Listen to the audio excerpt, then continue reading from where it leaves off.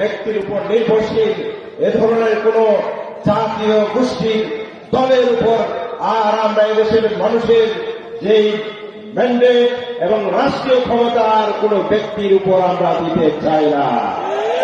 আমরা আগামী দিনে ক্ষমতা দিতে চাই যারা কোরআনের রাজ কায়েম করবে তাদেরকে। কারণ মানুষ বিভিন্ন কথা বলে তাদের নিজের প্যান পূজা করার জন্য গত 52 বছর এভাবে বাংলাদেশের মানুষকে শোষণ করে নিঃশেষ করে দিয়েছে। সুতরাং মানুষের অধিকার যদি নিশ্চিত করতে হয়, সত্যিকার অর্থে বৈষম্যমুক্ত একটি বাংলাদেশ করতে হবে, তাহলে কোরআনের রাজ কায়েমের কোন বিকল্প নয়।